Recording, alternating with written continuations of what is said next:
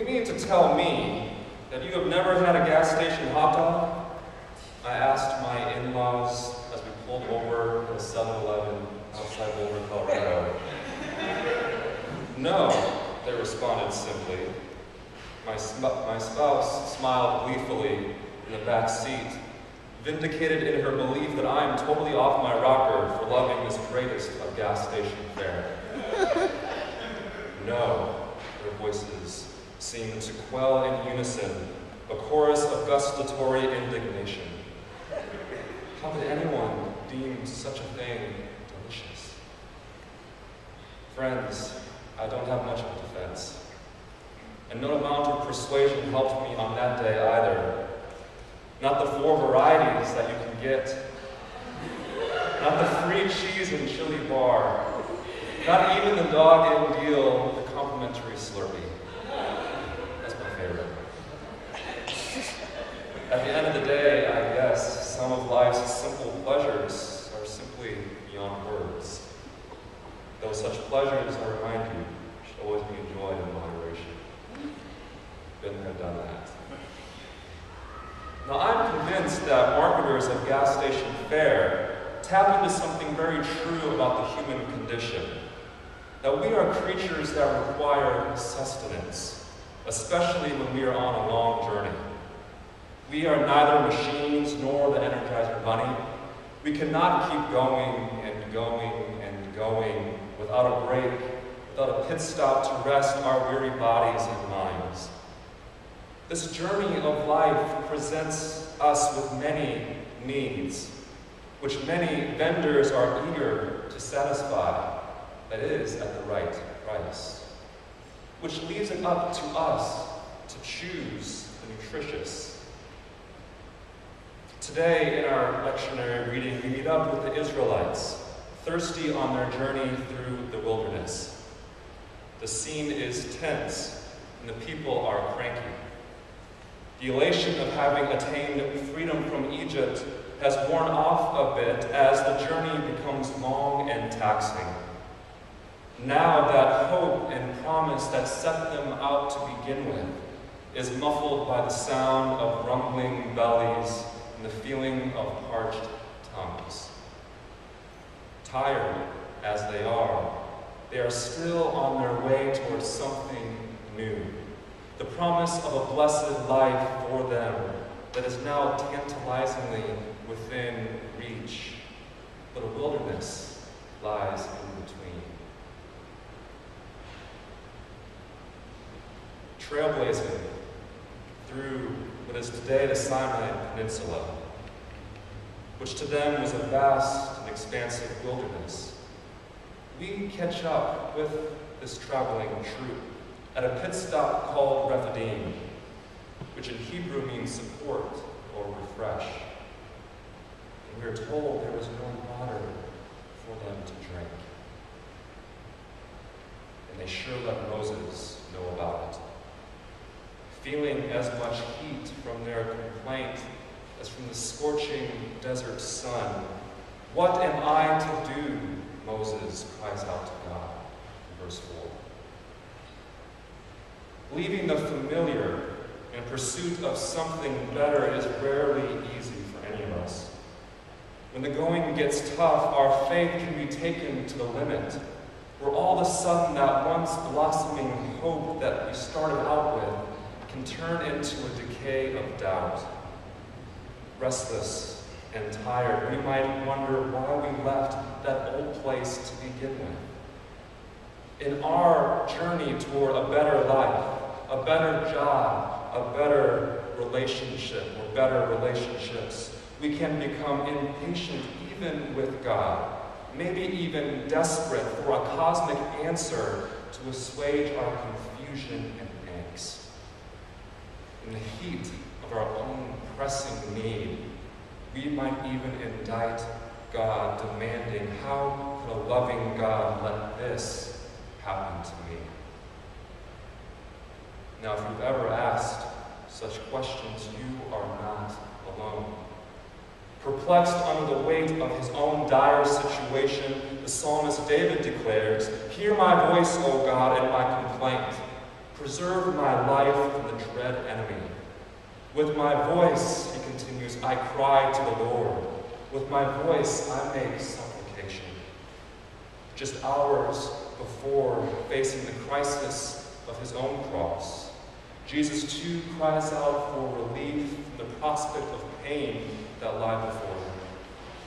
If it be your will, he sobs alone, let this cup pass from me. This honest expression in the Bible is relief to my soul. And it reminds me that great faith wrestles in the valley of need. Great faith wrestles in valleys of need and is unafraid to have some honest words with God.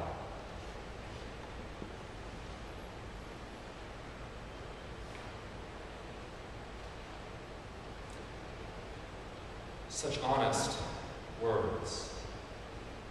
Honest words in a wilderness of need are one of the greatest gifts we receive from our poets. In our current economy that is recessed, making our spirits depressed, I look to Langston Hughes in this weary blues for sustenance. Droning a drowsy, syncopated tune, rocking back and forth to a mellow croon, I heard a Negro play. With his ebony hands on each ivory key, he made that poor piano moan with melody. Oh, blues. Swaying to and fro on his rickety stool, he played that sad and reggae tool like a musical fool. Thump, thump, thump went his foot on the floor. He played a few chords and then sang some more. I got the weary blues and I can't be satisfied. I got the weary blues and can't be satisfied. I ain't happy no more, and I wish that I had died. And far into the night, he crooned that tune. The stars went out, and so did the moon. The singer stopped playing and then went to bed, while the weary blues echoed through his head. He slept like a rock or a man that's dead. A people acquainted with grief, tired of that same old, and thirsty for relief. This is a blues people. A people unafraid to ask, is the Lord among us or not? From the ancient time of Israel's own release from Egypt, let us fast forward a few centuries to 587 BC, where the descendants of this story are singing the blues while they watch their capital in Jerusalem fall to the Babylonians. Their lives are uprooted. The promise of a better life that they held on to so tightly is seemingly coming apart at the seams. And they too know what it's like to wander in the exile, asking, is the Lord among us or not? In a season that feels like a constant search for water in the desert, what is Moses or any leader to do? In this moment of trial, Moses cries out to the Lord and then goes about finding a solution to the problem. Calling the elders to his side, he passes, we are told, in front of the people and approaches the rock at Horeb, also known as Sinai. This rock at Horeb, we're told, is the mountain of God and was long ago the first place Moses experienced the holy in the form of a burning bush. But back then, he was just a shepherd tending a flock of sheep belonging to his father-in-law, Jethro. Until, we are told, one day, he led that first flock beyond the wilderness to rest here at this mountain of God. Here in this place where Moses first received his call, he stands again with now another flock, seeking something to satisfy. So after inquiring God, Moses takes his staff. He takes his staff in hand and strikes the rock of refreshment, satisfying the need of a tested people. Though they were quick to forget the goodness of God, though they were doubtful of God's presence and distrustful of Moses' leadership that has led them through so much to this place, God still cares for their need, reassures them of God's presence in this parched season of their lives. This, my friends, is good news for any of us who know the bitter taste of complaint. Despite the complaints and cries of her Dust Bowl children, everlasting patience flows from the very heart of God, seeking to shade us through the heat of the day. Now, I don't need to tell you about our current United States of need. I don't need to tell you because many of you have read the numbers, seen the statistics about dramatic increases in poverty and unemployment. In this city alone, tonight, 1 in 5 will go to bed under the poverty line, the largest jump in nearly two decades.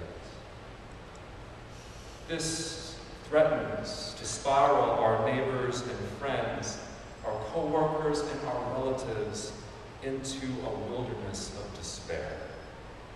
No, I don't need to tell you how to sing the blues tonight. We hear it hummed on our streets and in our apartments.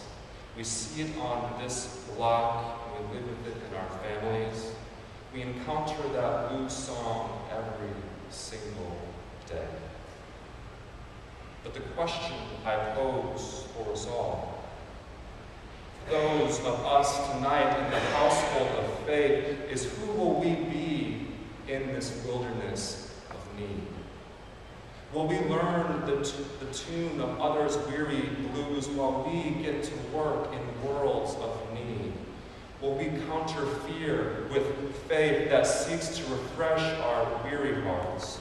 Will we listen for the Holy One when God calls our name, saying, take up your staff, take up your gifts, your time, yourself, and go. Go to my people that I love. Go to be with, to comfort and support. Go to cry with, pray with, and feed. Go to counsel, nurture, and deliver. Will we hear that voice, Broadway Church? Will we hear and respond to this voice in the wilderness of voices in our culture? The voice that says, declares to us all, let my people go. Will we hear this voice in our wilderness need? While others wear themselves thin with complaint, dismayed by the current state of affairs, let us continue to be right here on this block, a pit stop on this long journey of life, a wellspring of life in the midst of dry places, a place where tired bodies receive a morsel of the bread of life. The bread of life partook of last week at this table. The bread of life that is the gift of God for us all, a gift from the very heart of God to us all, that says, I desire your freedom. I desire your hope. I desire your heart and relationship. It is to this God who cries out in the wilderness of needs that all glory, all honor,